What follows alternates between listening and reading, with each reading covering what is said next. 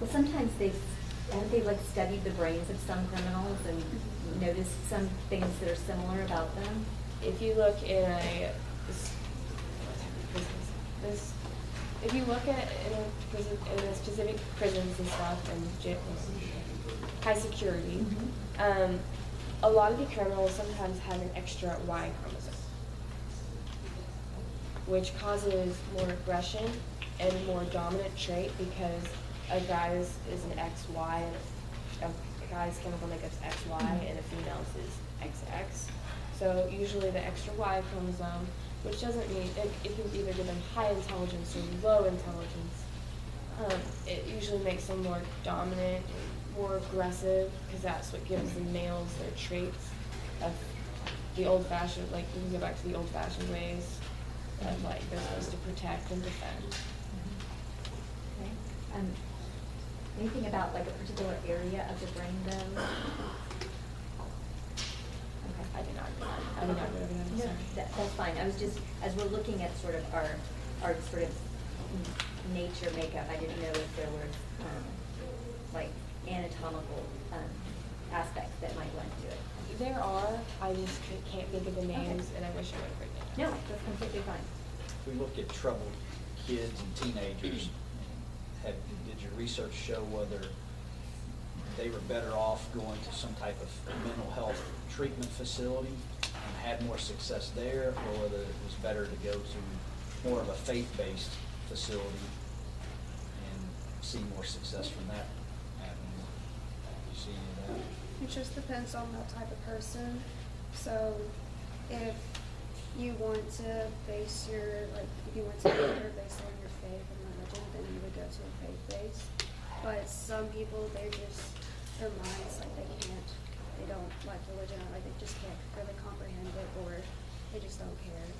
Then I would probably say you need to go to like a mental, basically like that bad almost, in a sense, so you can get treated and get the help you need, so you don't end up being a killer or anything. Basically. And not specifically a killer, or just you could just be a troubled person. But I would recommend of a spiritual place to go to and a mental place to go to. But I'd also recommend a friend or family member or someone who isn't even a psychiatrist, because psychiatrists can just make you feel crazy because people just expect, like, oh, I'm going to a psychiatrist, something's wrong with me. I guess maybe an easier or better way to ask that same question is there research data showing, hey, if they go to Kentucky Children's Home, a faith-based place, these troubled children that came from an abusive background do better coming out of that facility than if they would just go to a regular orphanage that had no faith part in it. Is there any research that shows one way is better than the other? I would think there would be, but I don't know. Because you're treating, what you're saying, Hannah, is one's treating them holistically, the whole person, faith-based, everything, spiritually, physically, mentally, emotionally. The other one's mainly just talking about the mental and emotional side of it, maybe the physical part of it. We don't have specific statistics on the Christian aspect of treating these people, but I do know that usually mental disorders aren't realized, or mental health conditions or anything aren't realized to the age of 14 through 21. Like schizophrenia doesn't start kicking up to 16, 18. And let's see. I can go over,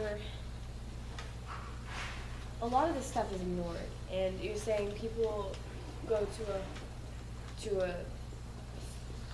orphanage? Is that what you're trying to say, orphanage? I'm not sure if that would entirely affect them, because I go to a Christian school and it's not specifically helping me in some of my problems. I would say it's different for everyone, and that's the problem with nature versus nurture, because I'm going to go back to it again. It's 50-50, or the statistics just change. I would just say you look for help in anything. When you say you're looking for help in anything, do you think, again, because each case is so different, do you think that by studying serial killers or studying criminals, do you think we are just looking back, looking for anything? And so in this person, oh, well, it's because he had Asperger's. And this person, it's because he was raised by his aunt. Or it's this person because he was raised in poverty. And since we're not sort of seeing the exact same things across all of them, that it's just, we're trying to, in our minds, we want to understand why someone would do something so horrible that we're willing to latch on to anything.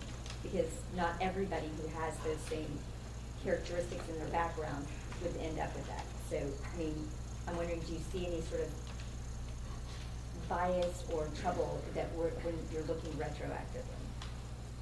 I do see like kind of trouble because like when I was just looking at the killers, it was hard to pick out like exactly what made them all trigger at like that point in their mind because they're all so different and it's all just like themselves and their free will.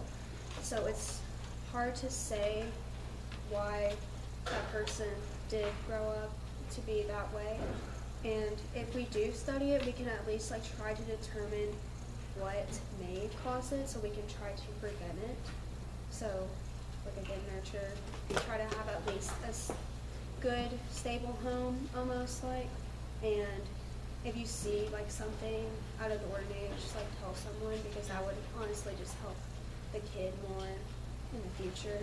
And if you see something like if you see something wrong with them and their genetics, honestly, you need to catch that as soon as possible because that could affect them in the long run, and that would help them grow up to be a better citizen, basically. To your knowledge, scientists have not identified crime gene. I would say the extra Y chromosome, but that's why we're still studying it and researching it so we can help people. And one more question, and the dog's fixing the ring, and maybe a little bit controversial. Does God make criminals? No, I think it's the sin that we have. The outside aspect of, in the garden, Satan was the outside aspect that started the nurture side of the spectrum, or it would just all be nature. But the fruit that they ate made them affected their genetics and their outside exposures, and Satan was the first outside exposure. Let me follow that up with another question. Is sin something that's inside of people or something that's outside of them? It's inside and outside. Because Satan is an angel who's fallen. He's not a person. He's an outside factor, and inside of people, we all have sin. So if I hit her right now, that would be technically a sin because I pretty much lied to my best friend saying I'd never hit her. And the outside factor would be someone else sinning towards us. So her outside, that's me hitting her is my internal sin. The outside sin would be what would be her sin. I can't word that right. Anything else you want to make sure we know before? If you guys want to ask me more questions, I don't have a 7th hour. Don't know.